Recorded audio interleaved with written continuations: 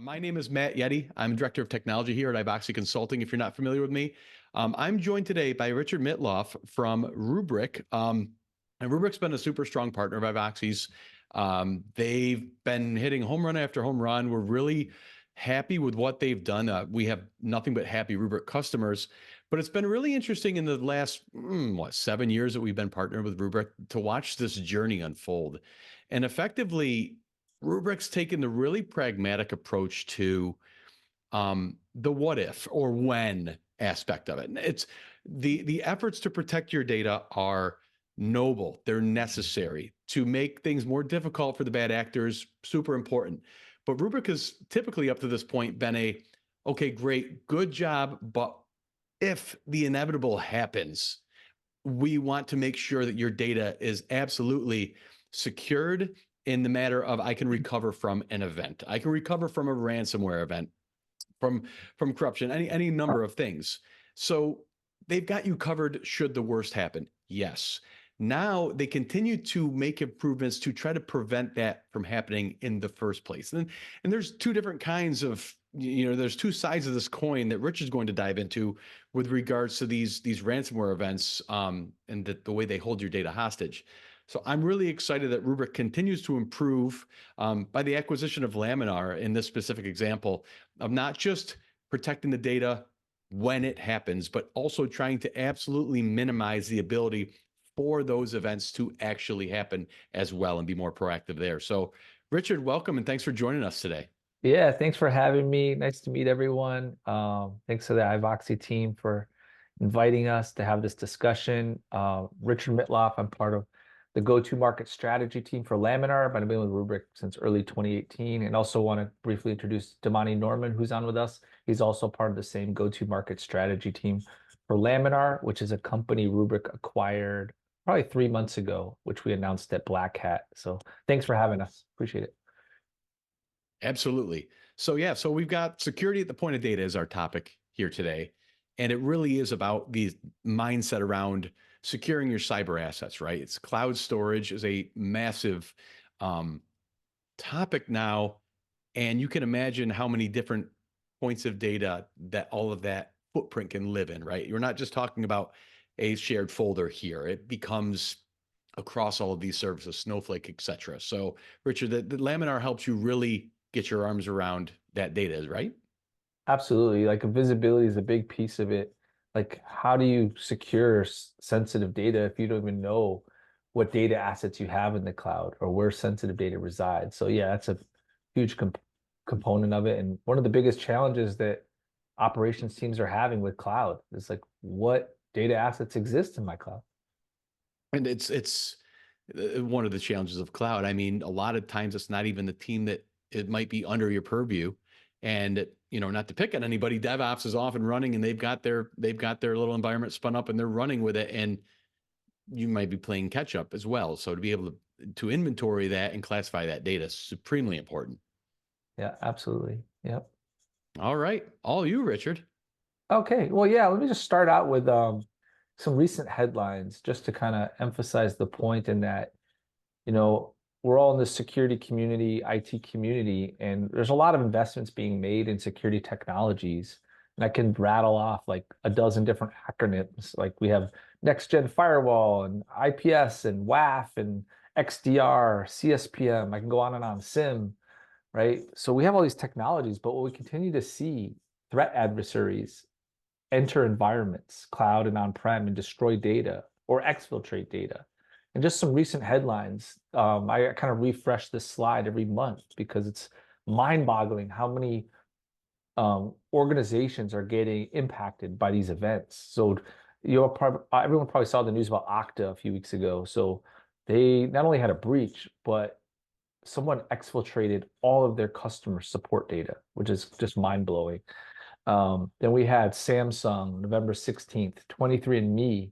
I'm a customer of 23andMe, so now my information's on the dark web, which I'm not too thrilled about. But December 4th, 6.9 million customers of 23andMe impacted. The state of Maine, like every vertical, every organization is just having this deal with this issue around how do we make sure that our sensitive data is not stolen or destroyed? So I don't know, Matt, if you had any comments on that and what you're seeing in the industry. No, it's stuff where even the partners that we work with, we want to put our best foot forward, and just the idea that, and my argument is it applies to everybody. It used to be, well, I'm not big enough. I'm not a big enough target.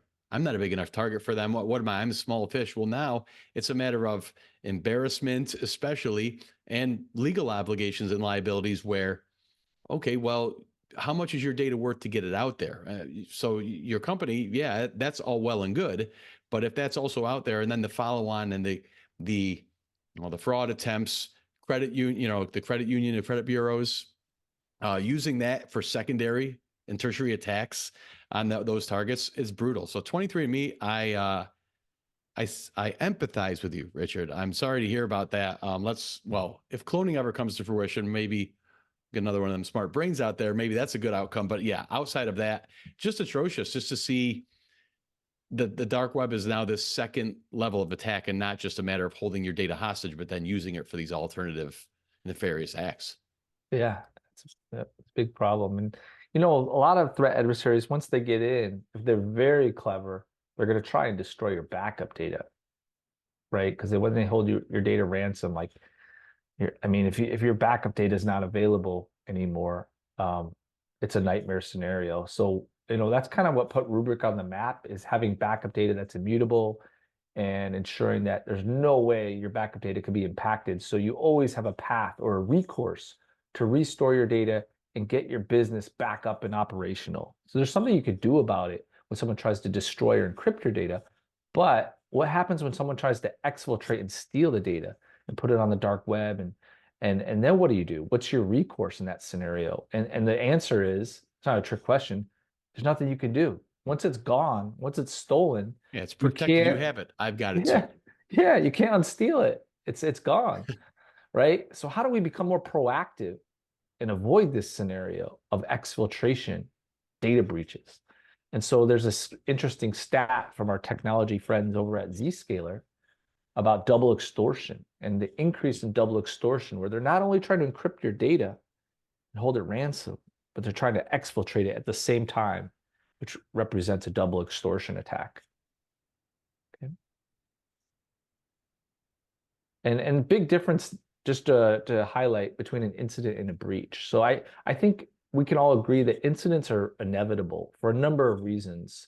Sometimes it's because you know people aren't even breaking in anymore. They're just logging in. They'll compromise identity through social engineering, and they'll just log into the environment. Sometimes it's exploitation of a vulnerability or misconfigs or whatever it may be. But people are getting into the environment, but that's not a data breach. So a data breach is actually someone finding your sensitive data, exfiltrating it, and stealing it. And that's a different ball game. That actually, based on SEC rules, requires that you report that to the authorities. And that's what we're really focused on as a company, is to try and help our customers minimize the risk of a data breach. And And that requires a different approach. yeah, it really does. And I mean, look at the casino hack that happened a couple of months ago. Social Yeah. engineering, 100%. That's it. And the level of damage that can cause. And that's not to say we all just throw up the papers and say, let's go home. Let's just call it a day. It's unfixable. But you have to take every possible act to prevent that or protect that from happening. Yep. Yeah. And to your point, Matt, I'm not going to name the Well, so name. you said they're logging and they're not breaking in. Yeah, they're logging in. You just said it. The big casinos down in Vegas. There were multiple ones. I don't want to Mhm. name names, but there were multiple ones that got impacted, that had breaches, that had ransomware attacks. But yeah, a lot of times they're just logging in. I mean, you could play whack-a-mole all day and find every single vulnerability with your vuln scanners and try and patch those.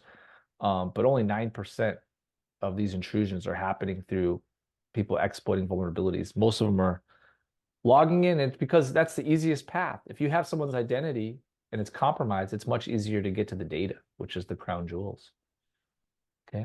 Because if not, you have to work pretty hard as a threat actor. Once you're in, which is an incident, gaining access, you have to figure out where the sensitive data is. And it requires lateral movement. And once you find those lateral movement paths and you investigate the environment and you escalate privileges, that's when you can get to the crown jewels. And if someone exfiltrates that, steals it, the impact is enormous. It's like, I think IBM estimated it's 4.2 million is the average cost now of a data breach.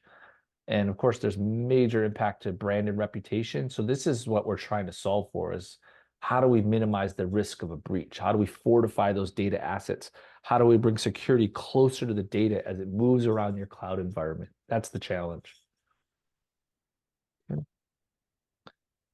So I'm just going to dive into a couple common themes we keep hearing from organizations we interact with. I'm sure IVOXY's had similar conversations with customers just around cloud in general, not even product, but we can open it up too to everyone. Just curious to see what everyone thinks. But one of the things we're seeing is just cloud is complex in general, and it requires a different operating model than on-prem. Because on-prem, you have a central choke point, a central enforcement point. You probably have some firewalls and load balancers and layered security front-ending your data center architecture. But cloud, everything's decentralized. And a lot of organizations have it set up where it's the developers that are deploying new data assets in AWS or in Azure or GCP. And in some instances, they're acting like a rogue autonomous IT organization, and they're deploying assets and services, data services, without the security team even knowing about it, which is challenging You've got because what is it? What is the tenet of DevOps is agile. The agile model, fast, rapid iteration and deployment. And I've got to kick it over to my CISO and ask and have it run down the chain and get them to, you know what, I'm just going to spin it up. I don't have all this time. I don't have time to do it. I have a deadline. I got to get my stuff done. Here you go. Like you said, not to blame anybody or pick on them, but they, based on the trademarks, they're acting as a rogue organization, not because they're malicious, because they're trying to get their job done. right, exactly. Yep. So you got this massive proliferation of data across all the large cloud service providers. Then you got to deal with intellectual property and confidential data across work collaboration platforms like OneDrive and SharePoint or Google Drive. You add in data warehouses and data lakes like Snowflake or Databricks, BigQuery, whatever it may be.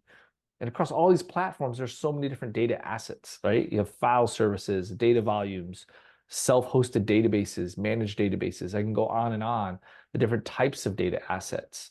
And so how do you secure these data assets that contain sensitive data if you don't even know if they exist or not? A lot of times we see this problem of shadow data. I'll give you a quick example. Maybe someone comes back from AWS reInvent and they're all excited about all the new services that AWS just released. So they're spinning it up in their test dev environment. And maybe they create some replicas and copies of this new database technology. And then they're done with their project and they decommission it. But there's replicas and copies floating around. And maybe, just maybe, it contains PII or PCI or PHI data, whatever it may be. And that increases your attack surface and it adds to your cloud cost, but it doesn't add any value to the organization at all. And that's an example of shadow data. So that's a big problem in cloud right now is identifying shadow data. So visibility is one of the biggest problems we're seeing right now. Okay. Another common theme we hear is how do you measure risk in the cloud? Like how do you get an accurate assessment of risk factors when you identify your sensitive data? How do you know if it's publicly exposed or not, or who has access? Is there excessive privileges allowing a lot of people broad access to the most sensitive data in your organization? Maybe you're in healthcare, you have PHI data, and it must be encrypted if it's in Azure, for example. Or maybe you're beholden to industry regulations like GDPR. How do you know if there's UK data showing up in the US? These are all risk factors associated with sensitive data. So how do you measure that? There's a question coming in. Oh, sorry, Richard. You would have Oh, seen my poll also. I just posted it. oh, cool. You don't have to answer. Oh, okay. Okay. I'm just gonna answer anyhow. Oh no, I just see the poll. Stuffing the ballot box, I see. Yeah. Oops. Hosts and panelists can't vote. I'm not allowed to stuff the ballot box.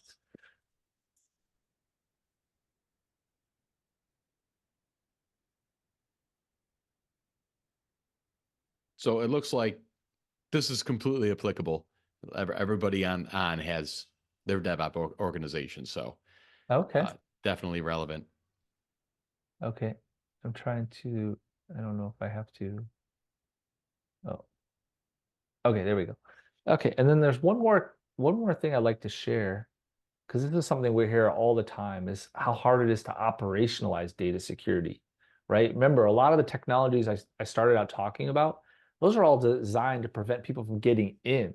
They're not designed to actually secure your data. So one challenge is visibility. What do I got across a multi-cloud environment, right? The second issue is if I want to do data classification, historically, you would need something like an agent or connectors.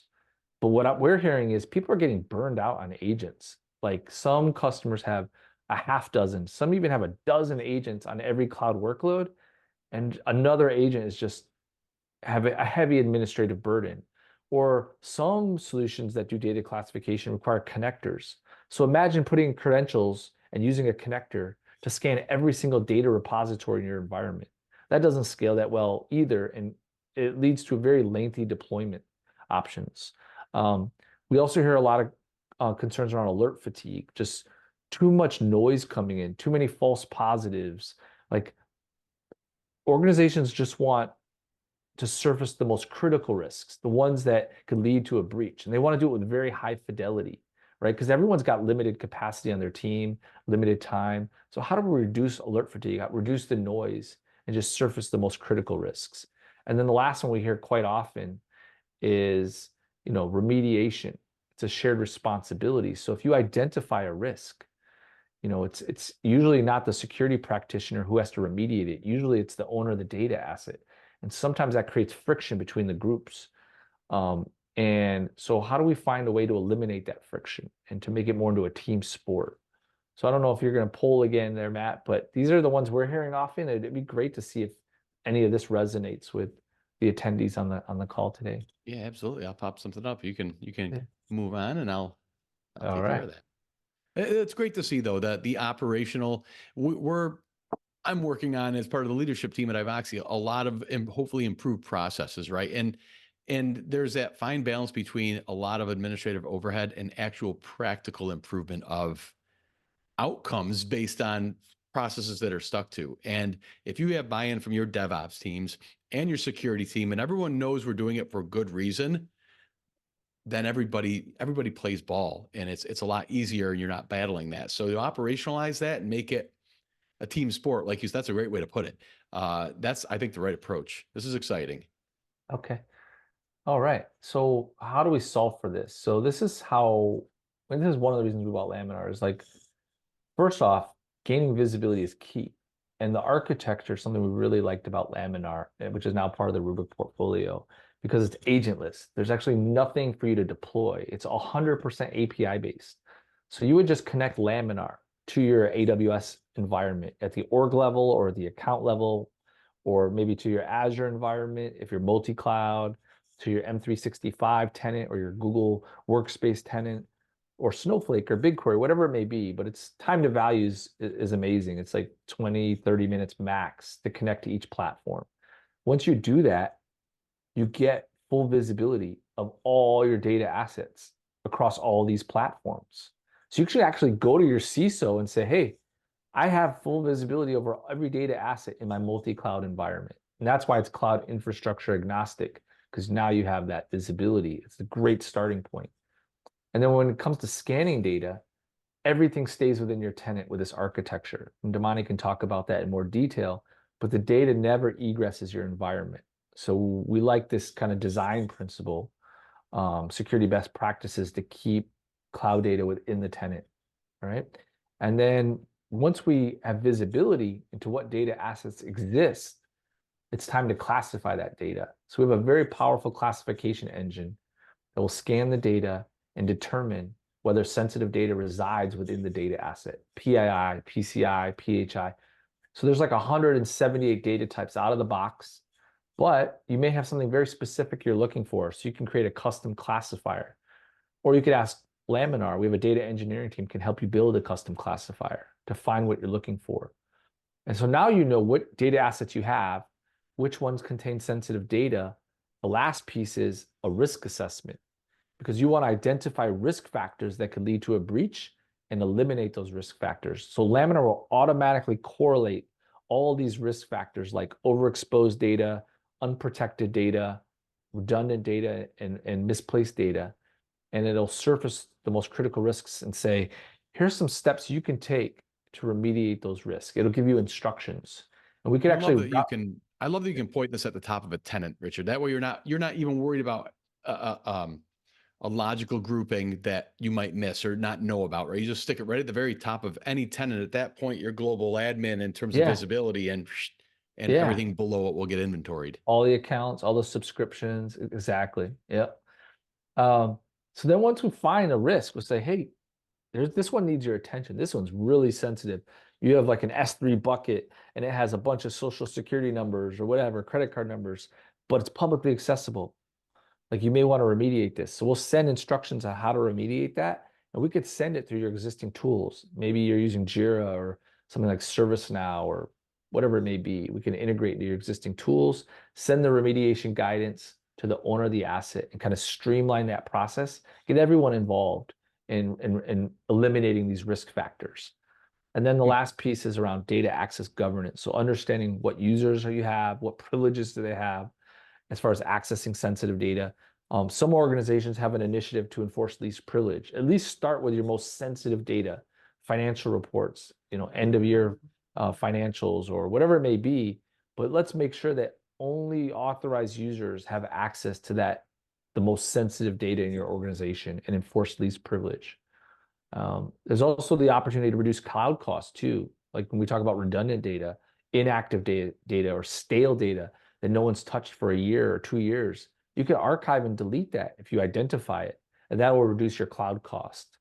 Some of our customers are using that to actually fund Laminar. They'll find a bunch of redundant data, purge it, delete it, reduce their cloud cost, and use that cost savings to have a data security posture management solution like Laminar. So I'll pause there for a sec. Anything you want to add, Matt, before No, we I, move? I like the I like the remediation workflows actually.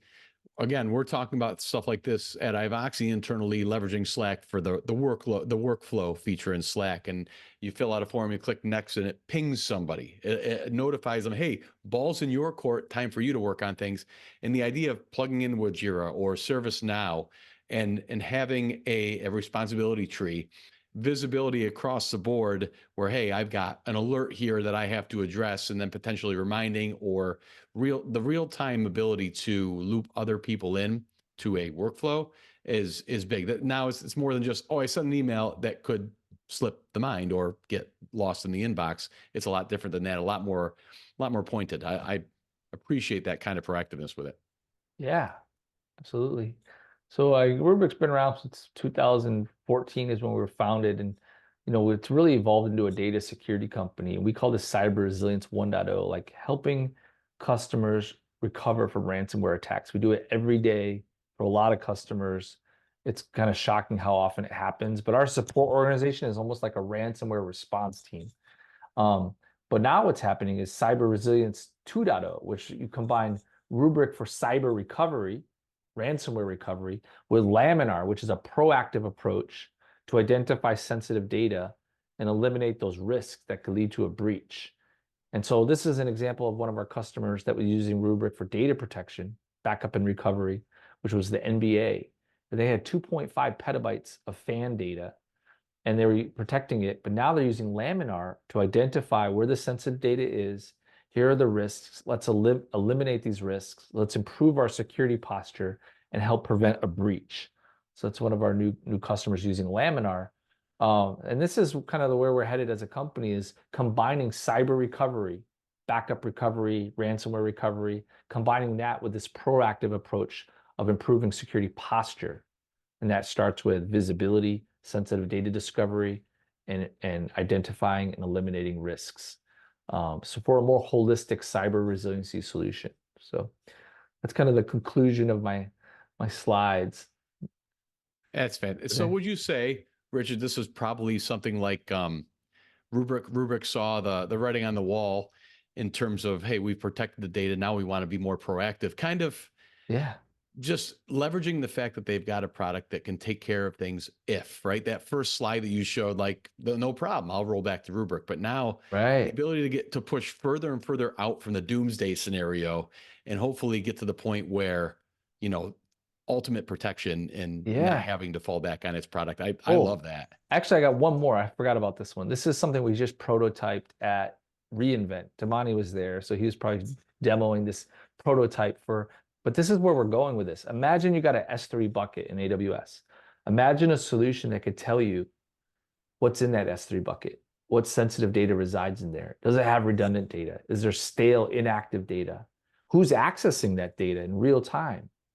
Oh, and by the way, this S3 bucket's not protected. You don't have any data protection where you're doing like lifecycle management and sending it to some cool tier, doing backup and recovery. So this is our vision. This is where we're rapidly heading, is a solution that's more holistic around posture management and data protection combined. So this is kind of the future of where we're headed with The Lamb. API integration, like you said, the real time is a big deal too. If you're scanning for something every 4 hours, that's great. You have a potential 4 hour lag between finding out an issue and having the ability to act on it too. That integration is fantastic. Yeah, absolutely. So I'm gonna stop sharing, and then I'll hand it over to my colleague Damani, and we could dive a little bit into the architecture and a demonstration of Laminar, so you get a feel for the how easy it is to use and deploy. Sure. So I'll walk through the architecture for Laminar real quick, and then we'll go through a demo. So the way Laminar works is we have your assets that we're going to scan here on the right-hand side from a cloud perspective. So we support AWS, Azure, and GCP. And then from a SaaS perspective, we support Snowflake, Google Drive, and M365. So what we do is we have you create a cloud account in your tenant. So this may be an Azure account, an AWS account, or a GCP account. And we use those to run the Lambda, the Laminar Lambda scripts.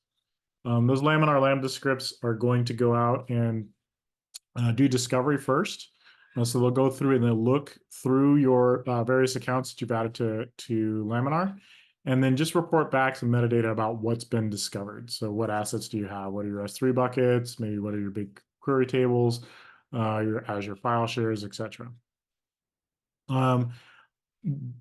Then the second step is that we go out and we scan and classify the data. So those same Lambda scripts, again, running in your tenant, actually crack open the data and scan it for sensitive information, and also classify what the context that we found that data is.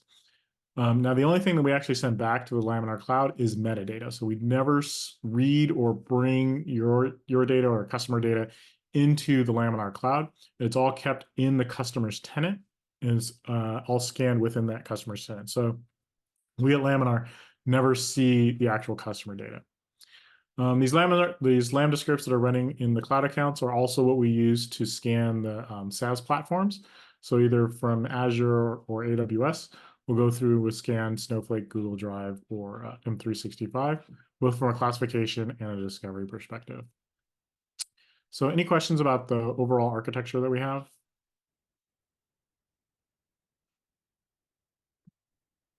No? All right. So with that in mind, I'll go through and go through the demo. Let's just check in the chat there, make sure there weren't any questions there. So from a Laminar perspective, we kind of go through is like, what does it look like with the worst day of your working life, if you will? So if you were to have a breach of your data, so you have data being exfiltrated from your environment, what would you do, or how would Laminar help you either identify that that's happening or prevent it from happening in the first place? So here in our data threat alerts, we can go through and we'll see data that's actually being exfiltrated or copied out of the environment. So in this case, we see an anonymous download that's happening, and we're getting an alert because this person is downloading some sensitive data. If we look at the alert investigation, we can see that they're downloading full names, email addresses, social security numbers, phone numbers. So different pieces of sensitive data that we've discovered. We can see who or what web browser or what user agent is downloading the data. And then we can also see the IP address where the information is coming from and the number of transactions or the number of times that somebody's tried to read the data. So based on this alert, you would go back to your environment and maybe secure this bucket or do something to prevent the breach from happening or stop the data from being leaked. We do create tickets within the Laminar system that you can resolve here, or we can integrate with your external SIM or source. So if you have something like ServiceNow or Jira, we would send tickets there, and then you could manage this from that aspect. Any questions about the data threat alerts? Damani, I think we have a question from Mark on the Q&A. Do you see that panel? I do not. Let me see. Mark's asking, is Laminar capable of scanning any on-prem infrastructure? So, excuse me, Laminar in and of itself is only scanning cloud infrastructures. What we do have for on-prem is if you use our CDM appliance or our traditional Rubrik security cloud appliances, they do more of a traditional backup of your data to a centralized appliance. That appliance has compute and storage on it, and we can do a similar function that we call sonar or sensitive data discovery on those appliances on the backup data. So for on-prem, we do have a solution, reads through the backup data to find this same type of information. But Laminar is a little bit different. Instead of having to have a backup, it actually will read your live data. There are some cases where we'll make a snapshot and read the snapshot before throwing it away. But Laminar reads from the live data in the cloud or in your SaaS platforms. Great. Thanks, Damani. And Mark, thanks for the question. So the next thing we take a look at is, here we've identified that you've had data that's being exfiltrated, but more importantly, we can help you prevent that to begin with. So if we go into the data security violations, we can see what the security posture is of the data, the sensitive data that you have. So we're looking at all your assets, evaluating those assets and making sure that they're secured properly. And if they're not, we'll post a data security violation. So here, if we go back and look at the same bucket, we've identified that, hey, this bucket is open to data being accessed publicly. And we have some violation details. So we've marked this as a critical violation because, again, that sensitive data is open to the public internet.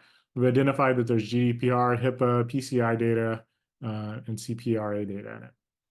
If we look at the bucket itself or the data itself, we can actually go down and find what file is causing this violation and all of the different types or individual pieces of sensitive data that are in that file.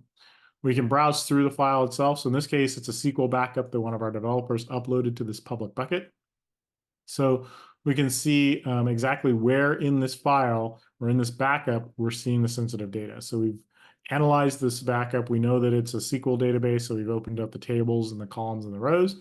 And we've looked through and we've found, hey, there's these different types of sensitive data. Maybe in this case, there's some credit card data that we found. So if I click on this, I can actually sample the data and verify that it is sensitive data. Now, again, we don't send any data back to the Rubrik, or sorry, the Laminar cloud. Instead, what we're doing is those Lambda scripts are reading this data live and then sending it directly back to your web browser. So you can see here we found various credit card numbers. We also see that those numbers are in a field called CC. The other thing that we're doing from a Laminar perspective to help reduce the number of false positives is for structured files, we will do a key value pairs match. So we're not just looking at the pattern of the data that we found, we're also looking at the context or the column that we found it in. So we are very sure that this is credit card number because we have two pieces of information that are telling us these are credit card numbers and not some false positive. All right. If we did find a false positive, we could report that here. So we send a note off to our data scientists and they would evaluate as to why that's a false positive and then take a corrective action based on that. So once we've determined, yes, we do have sensitive data here, we know which files it's in, Laminar also provides a remediation suggestion or remediation step. So here in the remediation step, we're going to suggest, in this case, this bucket policy, which would make the bucket private instead of being a public bucket, and that would solve this particular violation. We've also opened a ticket within the Laminar system, but like I said, we can also integrate with your external center SOAR, and you can use that to manage tickets as well. So any questions around the data policies, how we're bringing that information together and reporting to you when we see the posture of your data not being correct? All right, so the bigger value from Laminar is in its policy engine. So we've gone out, we've found where you have sensitive data, we've found where the context of that sensitive data is. We've also found what users have access to that data. So our policy engine brings those three things together and allows you to create new rules based on who should or shouldn't have access to the data, where the data should be going, where the data should be living. So we have four categories of policies that you can use. The first one is overexposed data. So this is where we're looking at data that's in a location, but it has more access or less access to it than what is required. So this publicly exposed sensitive data that I just went through, that's an example of an overexposure of data. Second category that we have is unprotected data. So here we're looking at data that's stored in a particular location, but maybe not stored correctly. So maybe it's not encrypted at rest. Maybe it was not encrypted when it was moved here. Maybe it's not masked. Maybe the data has been there for too long, so it's over its retention policy. Misplaced data. So this is where you have data in a location that it shouldn't be. So GDPR is a good example of that. Maybe you have European data that's sitting in America or something like that. And so you want to know that this data is where it's supposed to be. We can also use this if the data is in a particular data center or in a particular cloud or a bucket in a cloud where it shouldn't be. You can create rules about where the data should live and get alerts when it's not in the right place. And then last but not least, we have redundant data. So this is where you have multiple copies of the same data. And we can help you identify where those copies are. One of the best ways to improve your security posture is not to have extra copies of the same data. The more copies you have, the easier it is to find and exfiltrate. The other thing that you can do with this is help to reduce your cloud bill, because every bit of data that you store in the cloud costs you money. So if we can find redundant copies that you're not using and eliminate them, it would help you to reduce that cloud bill. Any questions around the policy engine and how we're looking for violations as to what your security posture should be on your sensitive data? That's funny, Damani. I had never thought about, or hadn't yet thought about the idea of, hey, if you have 2 copies of data, that's just 2 more areas you need to secure or keep up on permissions on. But I love the security implications of that. But I also love I bet more than a couple people perked up at the reduce your cloud spend with the data footprint in that. It's maybe an unintentional, but a nice side benefit. Yeah, it's an interesting side effect of the technology. So we also have a data asset inventory view, so we can look at all the assets that we're protecting and allow you to browse or see the posture of those individual assets. So if you didn't want to just look at alerts, but you wanted to know where your sensitive data is, or how we've categorized the sensitivity of an asset or the risk assessment for that asset, we can look at those. So again, if we look at this S3 bucket, we can see the information about the bucket itself, where it's located. We also see the violations that are open on this particular asset and why we've given it a criticality or a risk score because of the violations that are open. We've also scored it as far as how sensitive the data is in it based on what we found from a sensitive data perspective.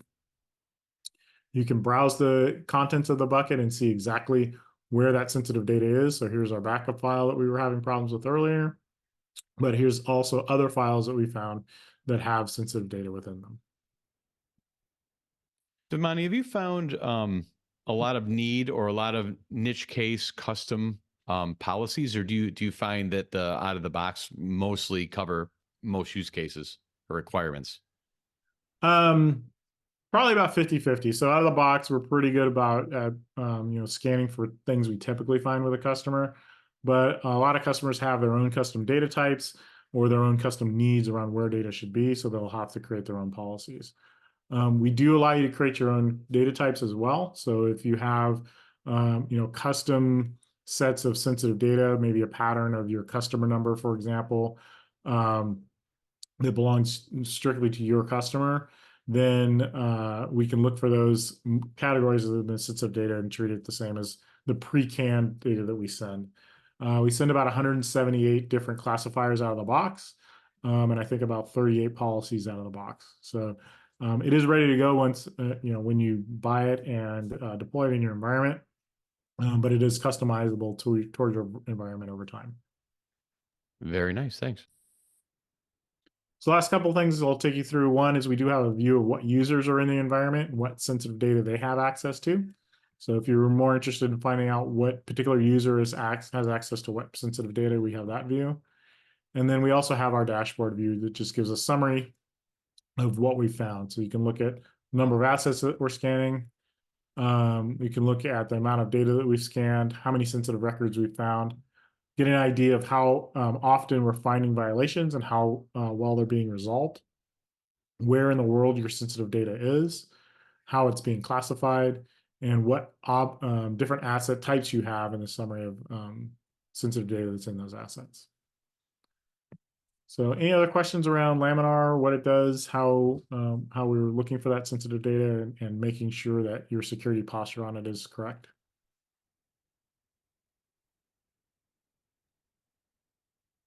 No, I think this is fantastic.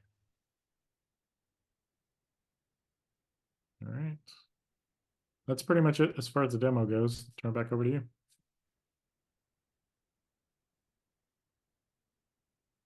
Pretty impressive. I mean, I'm not surprised, given Rubrik's got a nose for, skate where the puck is going.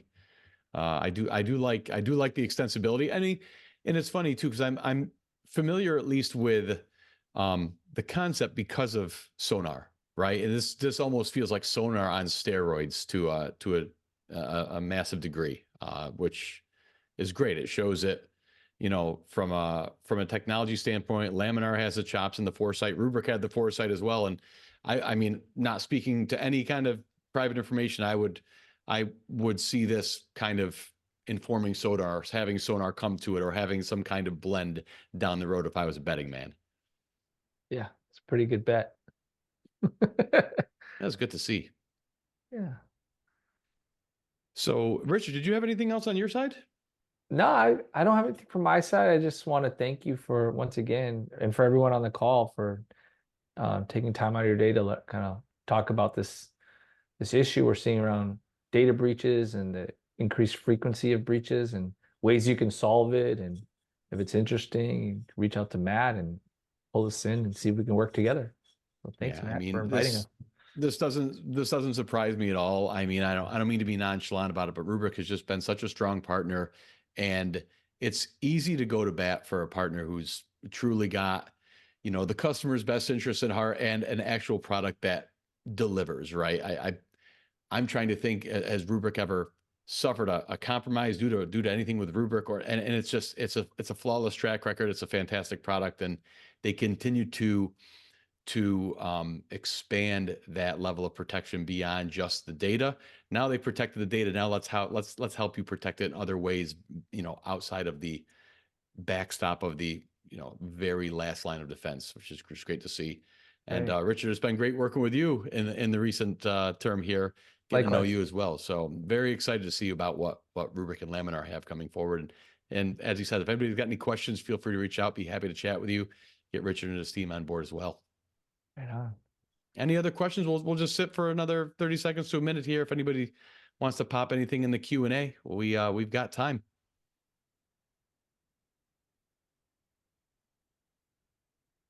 In the meantime, Richard, favorite holiday food between Thanksgiving and Christmas?